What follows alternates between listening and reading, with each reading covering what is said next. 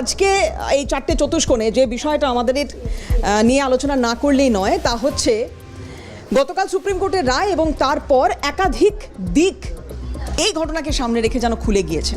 তার অন্যতম বিষয় সেটা হচ্ছে যে সুপ্রিম কোর্টের যে পর্যবেক্ষণ সামনে এসেছে তাতে খুব গুরুত্বপূর্ণ একটা লাইন, সেটা হচ্ছে 3 মাসের মধ্যে এই সম্পূর্ণ প্রক্রিয়া সমাপ্ত করতে হবে এবং যার দায় সম্পূর্ণটাই এসএসসির কোট আনকোট ঘাড়ে চাপছে, কারণ এই দায় তো আর কেউ নেবে না।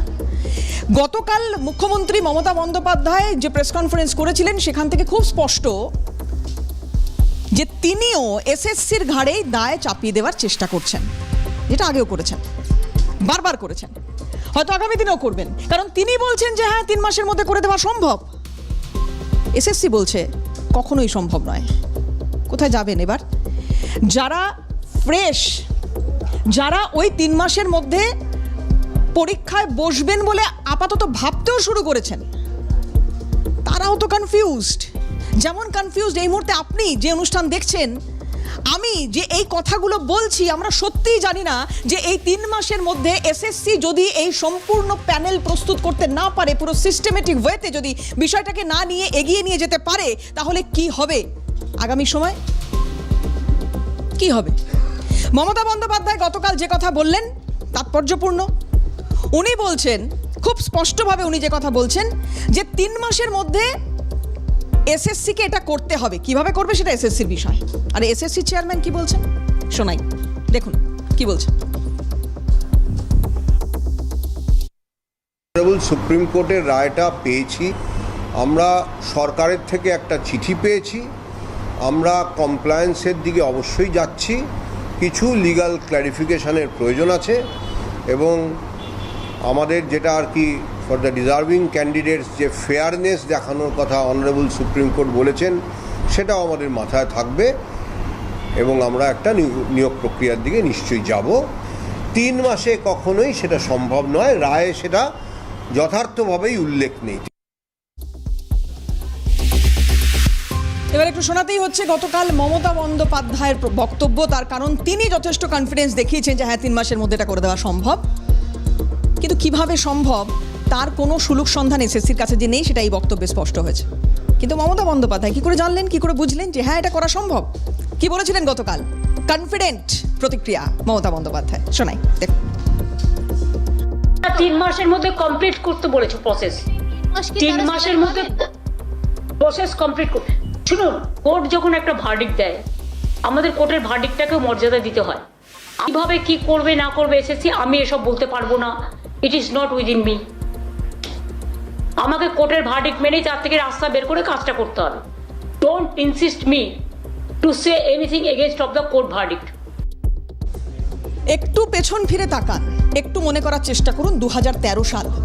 কেন বলছি এই 2013 সালটা খুব ভাইটাল একটা সময় ছিল, একটা খুব ভাইটাল শিক্ষাবর্ষ ছিল, যে সময় ব্রাত্য বসুর হাত থেকে দায়িত্ব গিয়েছিল পার্থ চট্টোপাধ্যায়ের হাতে, শিক্ষা দপ্তরের দায়িত্ব। আর তারপর থেকেই কি এই এত রকমের দুর্নীতি, এই নিয়োগে কেলেঙ্কারি, এই সব কিছু মাথাচাড়া দিল না? কেন বলছি? কারণ সেই সময় একটু যদি মনে করে দেখেন যে চিত্তরঞ্জন মণ্ডল, তিনি এসএসসি চেয়ারম্যান ছিলেন, অভিযোগ উঠেছিল যে তাকে নাকি সরানো হয়েছে কারণ তিনি সৎ, কোনো দুর্নীতির দায় তার উপর ছিল না। আর এই দুর্নীতির দায় না থাকা সৎ মানুষটাকে সেই সময় এসএসসি চেয়ারম্যানের পদ থেকে সরানো হয়েছিল।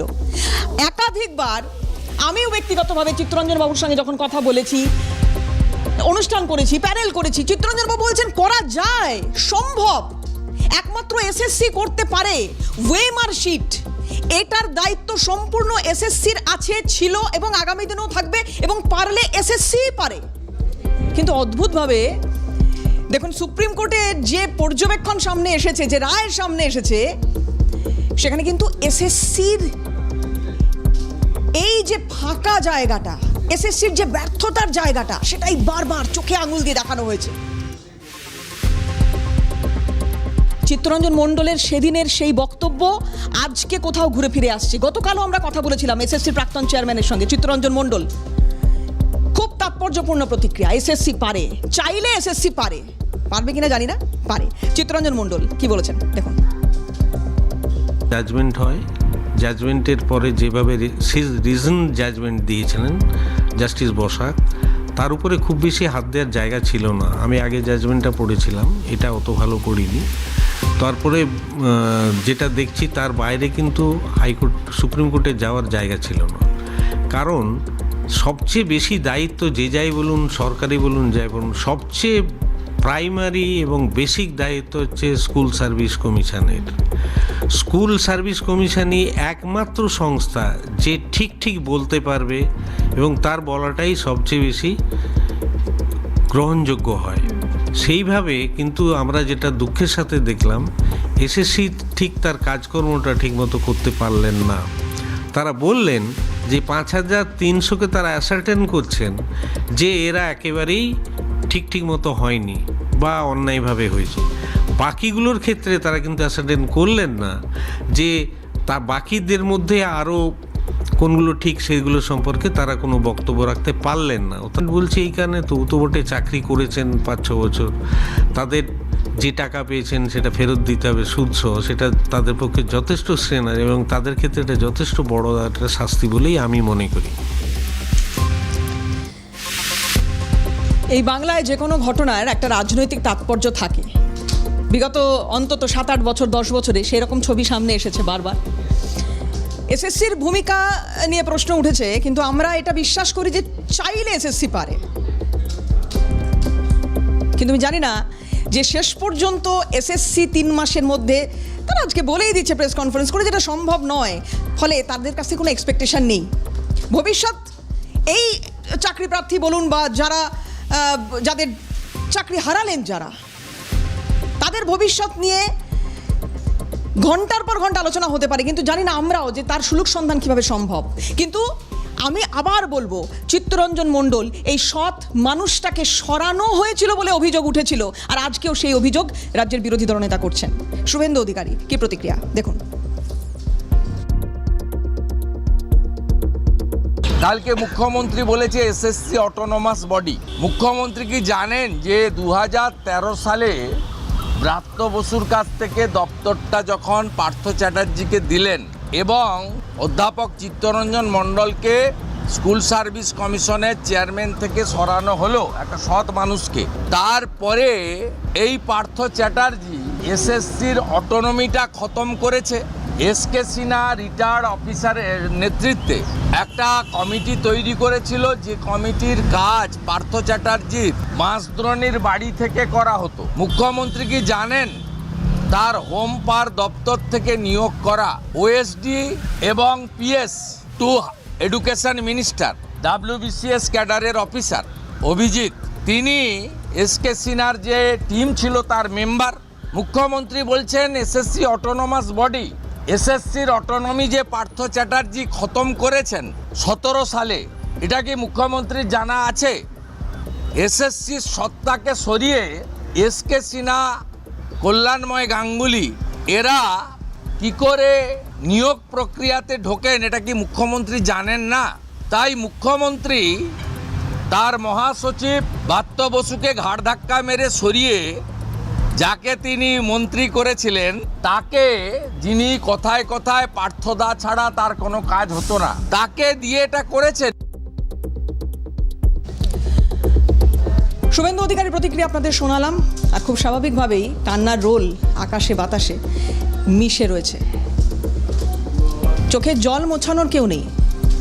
কে থাকবে? এসএসসি বলছে 3 মাসের মধ্যে সম্ভব নয়, মমতা বন্দ্যোপাধ্যায় বলছেন করতে হবে, আদালতের রায় যখন করতে হবে। মমতা বন্দ্যোপাধ্যায় কথাও বলছেন যে কাউকে টাকা দিতে হবে না, কিছু অংশ পড়ে শোনানো হবে আর কিছু অংশ পড়া হবে না। কনফিউশন, আমি আবার বলবো, কিছু কনফিউশন এমন তৈরি হয়ে আছে যে কনফিউশনগুলো ক্লিয়ার করা ভীষণ দরকার। চাকরি প্রার্থীদের জন্য দরকার, যারা চাকরি হারালেন তাদের জন্য দরকার। গতকাল আপনারা দেখেছেন যে দিনভর এই খবরে আমরা ছিলাম এবং সত্যি খারাপ লাগছে যতবার ওদের কথা বলছি, ভাবছি কি বলেছিলেন গতকাল চাকরি প্রার্থীদের এই অংশটা। এবং গতকালের পরে পাশাপাশি খুব স্বাভাবিকভাবে আজকেও তাদের কিছু মন্তব্য থাকবে। চাকরি হারিয়েছেন একদিকে, কিছু মানুষ, তাদের কিছু প্রতিক্রিয়া। আর এই যে আগামী 3 মাসে কি হতে চলেছে, কারা পরীক্ষায় বসবেন, কি কি ক্রাইটেরিয়া থাকবে, কেউ কিছু বলতে পারছে না। কি বলছেন তারা, একটু শোনাবো আপনাদের, দেখুন। তোমার প্রথমে দ্বিতীয় মানে ওই সমস্ত পদ্ধতি আমরা যাবো কেন? 10 বছর আগে কাছাকাছি একটা পরীক্ষা দিয়েছি, তো যথাযথ পড়াশোনা করেছি। আজকে বলুন তো, যে যিনি যারা যে বিচারপতি রায় দিলেন, উনি ধরুন আজকে উনাকে বলা যে উনি ম্যাট্রিক পাস করুন, এলএলবি পাস করুন, এমএলএ পাস করুন, এই বছর পাস করতে পারবেন, সেই কনফিডেন্স পাবেন, পুনরায় নাম্বার তুলে আসতে বলতে বলে পারবেন। পরীক্ষার জন্য আমরা পথে নেমেছিলাম, রেজাল্ট বাড়ানোর জন্য পথে নেমেছিলাম, তারপরে নিয়োগের জন্য পথে নেমেছিলাম, পরীক্ষা বাঁচানোর জন্য দীর্ঘদিন পথে ছিলাম। আজকে চাকরিটা কেড়ে নেওয়া হয়েছে। আর এতদিন পথে থাকতে থাকতে এরপরে আমাদের কি করণীয়? আমাদের তো প্রতিদান করবে। আমরা তো পথে নেমে গেছি, আমাদের পরিবার পরিজনকে নিয়ে পথে নামতে হবে। আমরা কেন পরীক্ষা দেবো? আমরা যোগ্য শিক্ষক, যোগ্যভাবে নিয়োগ পেয়েছি, আমরা কেন আবার পরীক্ষায় বসবো? কোনোভাবেই পরীক্ষায় বসবো না। তাতে আমাদের গণ আন্দোলন হবে, পরীক্ষায় কোনো প্রশ্নই আসে না বসার। প্রশ্নই দায়বদ্ধ সরকার, পুরো দোষ সরকারের। বাপের উপর বাপ হয়, আপনাদের অন্যায়ের জন্য আজকে আমাদেরকে বলির পাঠা হতে হলো। বলির পাঠা, কোথায় যাব আমরা? অবশ্যই এই মমতা ব্যানার্জির ওইসব ক্যাডারদের জন্য। তারা যদি টাকা না নিয়ে এইভাবে দুর্নীতি না করতো, কি করে আসতো এই প্রশ্নটা? এত বছর 2012 সালেও 2012 সালের এসএসসিতেও দুর্নীতি হয়েছে, সেটা চাপা পড়ে গেছে। তারপরে এটা খুলে আমি জানি, আমি প্রমাণ দেব কোথায় কোথায় টাকা নেওয়া হয়েছে, প্রমাণ দেব কারা চাকরি পেয়েছে টাকা দিয়ে। কেন এগুলো কোথায়? যারা সরকার, তারা যদি দুর্নীতির সাথে যুক্ত থাকে, আমাদের দোষ কোনটা? আমাদের যে আমরা অন্যায় করিনি, দুর্নীতির সাথে হাত মেলাইনি, তারপরে আমরা যে এইখানে এসছি, এই যে পরে অবশ্যই মমতা ব্যানার্জির লোকেদের যারা দুর্নীতি করেছে, তৃণমূলের, এটা হাজারবার তৃণমূলের যারা খুলে দুর্নীতি করেছে। আমারও অফার এসেছিল টাকা দেওয়ার জন্য, আমি যাইনি। তৃণমূলের লোকেরা নাম বলে দিতে পারি কারা কারা তুলেছে। না, আমি নাম বলবো না ভাই, চুপচাপ ছিলাম। এবারে মরণ কামড় দিয়েই তারপর মরবো। এত বছর পরে 29 বছর জীবনের শেষ সময় এসে আর আমরা কি দাঁড়াতে পারি? সারা বছর কি, সারা জীবন কি মানুষ পড়াশোনা করতে পারে? এখন বলছে রি এক্সামের কথা। আপনারাই বলুন তো, পারবেন তো মাধ্যমিক পরীক্ষা দিতে? পারবে তো? ওরা যারা কথা বলছে তারা মাধ্যমিক পরীক্ষা আবার বসতে রিঅ্যাপিয়ার করতে পারবে তো? আচ্ছা, এই করবে কি করে? যে চুরি করলো তাকে যদি বলেন যে আপনি যে জিনিসগুলো চুরি করেছেন ফেরত দিন, আপনি দেবেন? যে চোর তাকেই বলছে বাঁচা হোক। আজ সে সেগ্রিগেশন হয়েছে হয়নি, সে তার জন্য সিবিআই দিয়েছে। কোথায় যাব এখন বলুন তো? আমাদের হয়ে বলার কে আছে? এটা আমার এই যে যা বয়স হয়েছে, এই জীবনের সব থেকে বড় বিপর্যয়। আর না কি বলবো, আমার বৃদ্ধ মা আছে, আমার ছোট বাচ্চা আছে, পরিবার আছে, আমার দায়বদ্ধতা রয়েছে।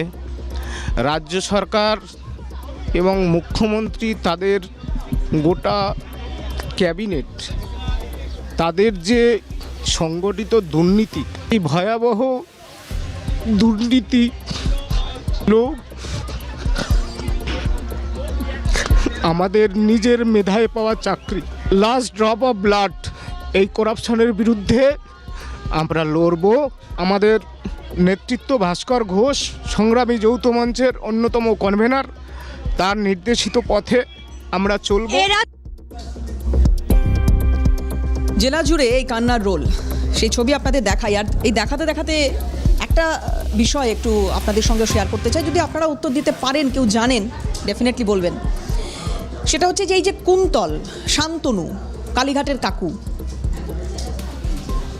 দুর্নীতিটা কতটা গভীরে প্রথিত রয়েছে সেটা এদের দেখলে শুধু আন্দাজ পাওয়া সম্ভব কিনা আমি জানি না। কিন্তু আমি আবার বলবো যে এই দুর্নীতি নিয়ে, এই নিয়োগে দুর্নীতি নিয়ে যখন এর আগে একাধিকবার কথা হয়েছে, তখন বারবার বলা হয়েছে যে হিমশৈলের চূড়া মাত্র যেটুকু দেখা যাচ্ছে। এরা তো অনেকেই জামিনে মুক্ত হয়ে এই মুহূর্তে বাইরে রয়েছেন, এদের তো যতটা পাওয়া হয়ে গিয়েছে। আগামী দিনে আমি জানি না যে এই ঘটনার পুনরাবৃত্তি ঘটবে কিনা, এরা কখনো আবারও যে অভিযোগগুলো এদের বিরুদ্ধে উঠেছিল, এই দুষ্কর্ম আবারও করার সাহস দেখাবে কিনা জানি না। কিন্তু যাই হোক, শিক্ষামন্ত্রী তিনি যে কথা বলছেন তাতে কি খানিকটা আশ্বস্ত হবেন এই 3 মাসের মধ্যে এই প্রক্রিয়া সমাপ্ত করার বিষয়ে? বা ধরুন যাদের চাকরি গেল, চাকরি কোনোভাবে ফিরে পাওয়ার বিষয়ে, বা ধরুন যাদের টাকা দিতে হবে না বলা হচ্ছে, সেক্ষেত্রে কি বলছেন শিক্ষামন্ত্রী? শোনাবো আপনাদের। বলেছিলাম বিরতিতে যাওয়ার আগে মাননীয় শিক্ষামন্ত্রীর প্রতিক্রিয়া শোনাবো, শোনাই একটু কি বলছেন উনি, দেখুন।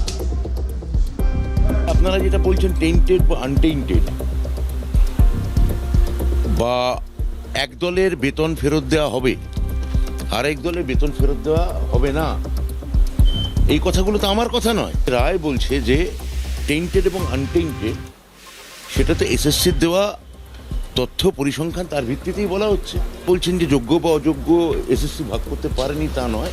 হয়তো বলতে পারেন তাতে কোর্ট সম্পূর্ণত কোর্ট সেটা বলেওছেন মাননীয় যে তারা সন্তুষ্ট হচ্ছেন না। যোগ্য অযোগ্যের একটা ভাগাভাগি নিশ্চিতভাবে প্রধান বিচারপতি রায়ের পর আমরা বুঝতে পারছি। আর যোগ্য এবং বঞ্চিত তাদের একটা মানবিক দৃষ্টিভঙ্গি যাতে সব তরফ থেকে বেরোয়, আমি সেই আবেদনও এই সূত্রে করব। বিরোধী দলনেতা শুভেন্দু অধিকারী এর পাল্টা একটি প্রতিক্রিয়া রেখেছেন, কি বলেছেন শোনাই। সরাসরি চিফ জাস্টিসকে মিথ্যাবাদী বলছে। প্রাপ্ত বসুর নাম এখন ভৃত্য বসু হয়ে গেছে। আর যদি নৈতিকতা থাকতো উনি পদত্যাগ করতেন, কিন্তু একটা ভোঁ ভোঁ করে পাইলট কার বাজে, আর দুটো সিকিউরিটি আছে, একটা ভাঙা গাড়ি আছে, ওই জন্য লোভে ছাড়তে পারছেন। সুকান্ত মজুমদার বিজেপি রাজ্য সভাপতি, তার কি প্রতিক্রিয়া বিষয়ে দেখুন। मेरा एक सजेशन सरकार से है कि आप ये जो योग्य व्यक्ति है जब एसएससी में बैठेंगे, इन्होंने इतने साल पढ़ाया, 16 से 25 साल तक पढ़ाया, हर साल के लिए एसएससी के रूल में परिवर्तन करिए, हर साल के लिए उनको मार्क्स देनी चाहिए, क्योंकि एक्सपीरियंस का मार्क्स हर रिक्रूटमेंट में होता है। इसलिए जो एग्जाम में बैठेंगे योग्य टीचर है उनको रिलीफ मार्क देने की व्यवस्था की जाए। कि लगभग 20,000 से ऊपर लोग जिन्होंने परिश्रम करके जिनको नौकरी मिला, उनका कोई दोष होने के बावजूद उनका नौकरी जा रहा है। लेकिन टीएमसी के जो लीडर जिन्होंने पैसा लिया, पैसा लेके नौकरी बेचा, मॉल बना दिया है ममता बनर्जी ने पश्चिम बंगाल में को।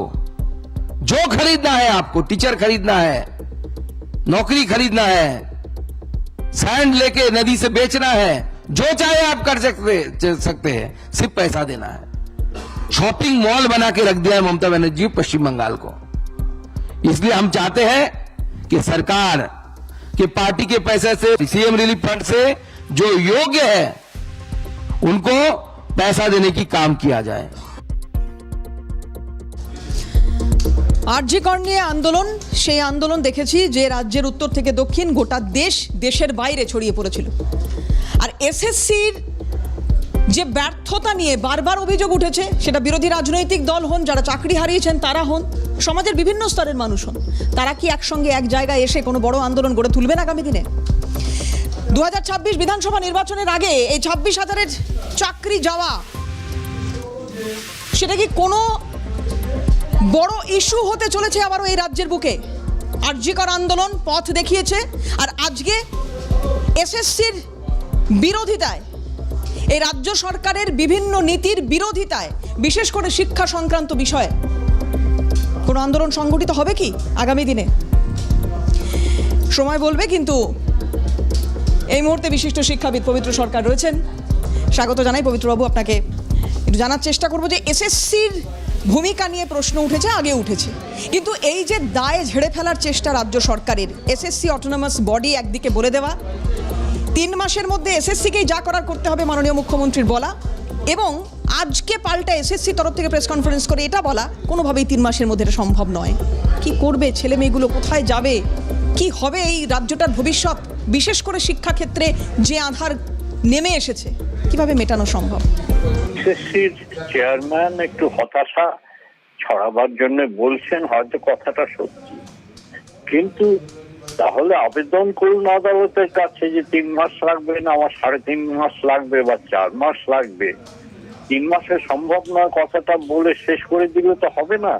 তারাই তো দায়ী, তারাই সমস্ত রকম দুর্নীতি এবং এই বিশৃঙ্খলা, এই মানুষের দুর্গতির জন্য দায়ী, হাজার হাজার ছেলে মেয়ের দুর্গতির জন্য দায়ী। এখন খুব নিষ্পাপ মুখে 3 মাসে সম্ভব নয় এই কথা বলতে মানুষ শুনবে কেন? ঠিক আছে, তারা আবেদন করুন আদালতের কাছে যে আমাদের আরেকটু সময় বাড়িয়ে দিন, চেষ্টাটা শুরু করুন। তাহলে আগে থেকে বলে দিলেন 3 মাসে সম্ভব নয়। এটা আক্ষরিকভাবে সত্যি হতেই পারে, কিন্তু এই কথা বলে তার কর্তব্য শেষ হয়ে যায় না। কারণ এর আগের সমস্ত রকম মানে কি বলবো যে দূষিত কাজকর্মের জন্য এসএসসির লোকেরা দায়ী। ফলে এসএসসি কে দায়িত্ব নিতে হবে, 3 মাস হোক, 3.5 মাস হোক, 4 মাসের মধ্যে কাজটা শেষ করা। অনেক ধন্যবাদ পবিত্রবাবু আপনাকে। কিন্তু কথা হচ্ছে যে এখন এই মুহূর্তে কি হবে, 3 মাস পরে কি হবে সেটা পরের কথা। এই মুহূর্তে এক্ষুনি দাঁড়িয়ে আজ বলুন, কাল বলুন, পরশু বলুন, তার পরের দিন বলুন, কি হবে? এমন অনেক স্কুল রয়েছে এই রাজ্যে যেখানে 1জন কি 2জন শিক্ষক তারাই পুরোটাই তত্ত্বাবধান করছে, কারণ দীর্ঘদিন ধরে তো রিক্রুটমেন্টই বন্ধ। নাহলে এত হাজার হাজার ছেলে মেয়ে শহীদ মিনারের পাদদেশে বসে থাকে, বিকাশ ভবনে বসে থাকে। রিক্রুটমেন্ট নেই স্কুলগুলোতে। এই মুহূর্তে যা অবস্থা, হাহাকার পরিস্থিতি। যাদের চাকরি চলে গিয়েছে, যোগ্য হয়েও চাকরি চলে গিয়েছে, হয়তো 1জন বা 2জন কোনো স্কুলে তারা পড়াতেন, কি হবে, কি করবেন এখন? অভিভাবক অভিভাবিকা তারা কিভাবে দেখছেন বিষয়টিকে, কি বলবেন তারা? ছেলে মেয়েদের ভবিষ্যৎ যাদের হাতে সুরক্ষিত, আজকে আমাদের এই সোশিও ইকোনমিক স্ট্রাকচারে তাদের সম্মানহানি কতটা হচ্ছে, আর এই জায়গায় দাঁড়িয়ে অভিভাবক অভিভাবিকারা তারা কি বলবেন, ওই বাচ্চা বাচ্চা ছেলেমেয়েগুলো কি বলবে? মাস্টারমশাই আপনি কিছু দেখেননি, এ তো সিনেমার ডায়লগ, কিন্তু মাস্টারমশাই আপনি চোর। আজকে বাংলার বুকে দাঁড়িয়ে ছেলেমেয়েরা যদি একথা বলে, যে যোগ্য চাকরি পেয়েছেন তাকে উদ্দেশ্য করে যদি একথা বলেন, কোথায় মুখ ঢাকবেন? কিন্তু এই সব কিছু নিয়ে কথা বলার, সময় নষ্ট করার, ইস্যু করার, ভাবার সময় এ রাজ্যে সরকারের নেই। তারা বলছে এসএসসি করবে যা করার, এসএসসি বলছে 3 মাসের মধ্যে এটা সম্ভব নয়। ফলে সবটা মিলিয়ে এখন যে অবস্থা হয়ে রয়েছে, তাতে সত্যি আমি আবার বলবো, যখন অনুষ্ঠানটা শুরু করেছিলাম, ধোঁয়াশাই চারদিকে, এত কনফিউশন। এই দুর্নীতির আবহে যেভাবে এই পুরো বিষয়টাকে রিপ্রেজেন্ট করা হয়েছে, শিক্ষামন্ত্রী বলছেন পাশে আছি। কিভাবে পাশে আছেন জানি না, কিন্তু আমি আবার বলবো, আরজিকর যদি আন্দোলন তৈরি করতে পারে, তাহলে এসএসসি কেন নয়? এসএসসির বিরুদ্ধে কেন কোনো আন্দোলন গড়ে উঠবে না এই রাজ্যে? সেক্ষেত্রে রাজনৈতিক দল হোক, সাধারণ মানুষ হোক, যাদের চাকরি গেছে তারা হোক, আগামী দিনে পথে নামবে কিনা সেটা অবশ্যই সময় নির্ধারণ করবে।